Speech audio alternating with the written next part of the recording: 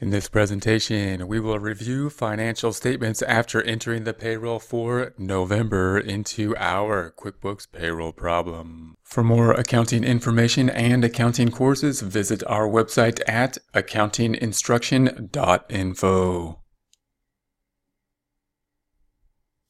Here we are in the home page. We currently have the open windows open. You can open the open windows by going to the view drop down and selecting the open window list. We're now going to go to our financial statements, which is at the reports drop down up top, company and financial. First taking a look at that balance sheet standard report. Balance sheet standard, changing the date range up top from the customized reports to 01/01/21 to 12/31/21. That's January 1st, 2021 to December 31st. While we're here, we're going to change the fonts as well. So fonts and numbers. And let's just make the font a little bit larger here. You may not need to do this, but I'll do this here. Okay, and yes, and okay. Okay, so here we have it. We have our information on the financials. If we take a look at the checking account first, double clicking on the checking account, all we have are the checks that have gone out. We've got the first payroll that happened. We paid the EDD, and then we paid the United States Treasury for what we withheld and our portion.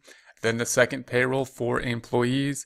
Then we paid EDD and the Treasury for what we withheld for the payroll taxes. And now we're on the fourth payroll, that for November. And we've entered that information. Actually, we're on December, sorry. November, we entered that in. And then we paid the United States Treasury, not EDD, because we didn't have any more SUTA tax. Now we're in the payroll that we paid in December. And actually, the month was run in November. So remember that we're paying it the day after. So these are the payroll periods: August that we paid in September, September that we paid in October, October that we paid in November, and November pay period which we are processing in December. So these are the paid checks that we wrote in December. What's going to come out of the checking account is the net check. So if we checked any one of these, let's go from the bottom this time. Cindy Lewis 2104, double clicking that. What is that? Well, if we go to the paycheck stub, that's the net check, not the gross check. This is the net check that, of course, is what we're paying as we process payroll. Close that out from the checking account. Remember, in the terms of the journal entry format, if we see it as a one full journal entry, we've got the check. This is, if we add them all up, these would be the net checks that we paid out. This is the gross check. The difference is everything we took from it. So if we added all these checks up, if we add these four checks, will come out to that net check total that we put in total, 28,429, with some rounding differences. Okay, so let's close this back out. So we're going to close this back out. Then the other items we have is, of course, what we withheld in terms of the liabilities. So we owe this now because we took it from the employees, and or we owe it for our portion of the payroll taxes. That includes FIT, federal income tax, not our income tax as the employer, but what we took from the employee for their taxes. And we see that this familiar thing we should see with the payables. Here's our 4 employees for the first pay period. Here's us incurring liabilities for the payroll that we owe for them, that we took from them, that we have to pay to the Treasury, the IRS for them. Then we paid it, going back down to 0. Here it is accumulating again on the second payroll. Then we paid it. Third payroll, then we paid it.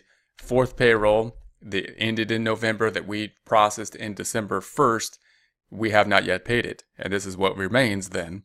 If we check out for any of these, let's take a look at Judy Jones this time. This is for FIT for the 7508. Where is that number here?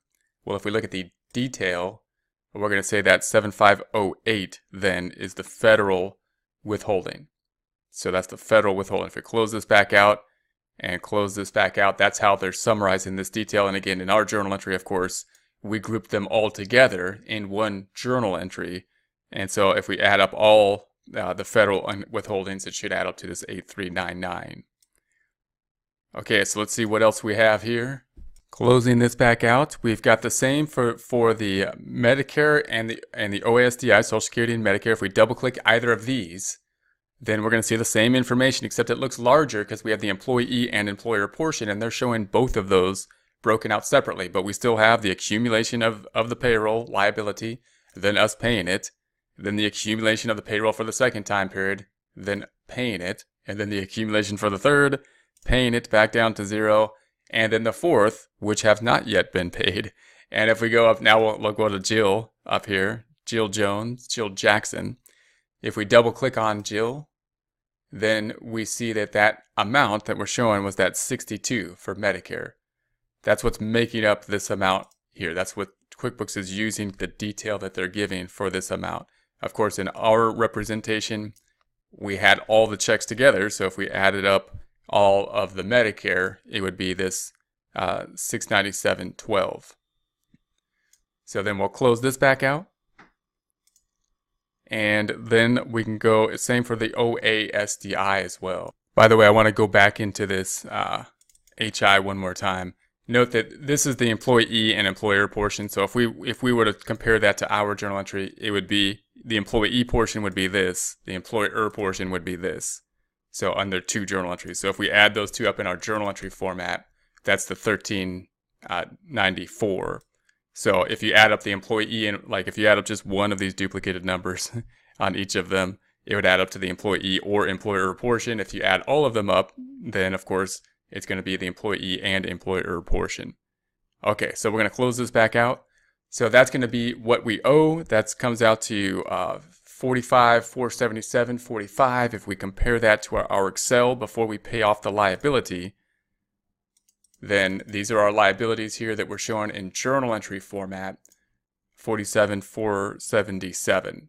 So that's going to be our information. So it's worth kind of comparing and contrasting like journal entries or everything as a whole compared to how QuickBooks breaks it out here. Then let's take a look at the profit and loss by going to reports up top, company and financial, and then the profit and loss. Running this at 01/01/21 to 12/31/21. We'll then see our full time period, the 208. If we were to compare that to our sheet here, we broke it out, remember, between the payroll taxes and the liabilities. So we broke out the liabilities in Excel and QuickBooks, they're going to combine those items. So if we highlight these two, 208,883. So, and note there's pros and cons to grouping it all in one area. What we're going to do now is double click on this item. And if we scroll back down to the bottom, we'll see all this detail that it's just overwhelming now. But if we think about it, it's not that bad, at least in terms of understanding how it's being put together. For example, if we look at Jill Jackson, we've got all these line items, but really they're just including gross pay plus the employer portion. So this amount, remember, is the gross pay, not the net pay here, 4340. This isn't what we paid Jill. This is what Jill earned. So if we double click on it and we go to the paycheck, that's this amount that was earned. So we report that because Jill still gets the other amounts. We just didn't give it to Jill. We gave it to other people on Jill's behalf because she really wanted us to pay the government because that's her responsibility to do that. But anyways, that's her payment that we paid. And then this amount here, 269 and the 62, if we look at those aren't these amounts. They're these amounts. In other words, they're not the employee portion of Social Security and Medicare. They're the employer portion. So we're really including, there's really just two things that are happening here. We're including the gross pay for all employees plus the employer stuff, which is these items.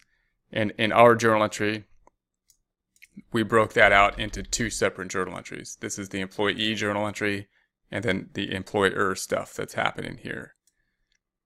So if we close this back out and close this back out, and then if we change the dates to just the current date period that we are in, which we pay this on 12/01/21, then we can see just one payroll period worth of data here that we have. We processed it on December 1st, and we could see just a total of 5136 for this time period. So if we go here, that's going to be these two journal entries. And so if we add those up, we're going to get the 5136 in journal entry format in our example here. So those are going to be the major reports. If we close this back out, of course, the profit and loss looks like there's not much going on. There isn't. We're just processing payroll just so we can format and look at just payroll. Clearly, we would have income and other expenses related here in addition to the payroll, but it's nice to be able to just zoom in, look in on the payroll items of the profit and loss. For more accounting information and accounting courses, visit our website at accountinginstruction.info.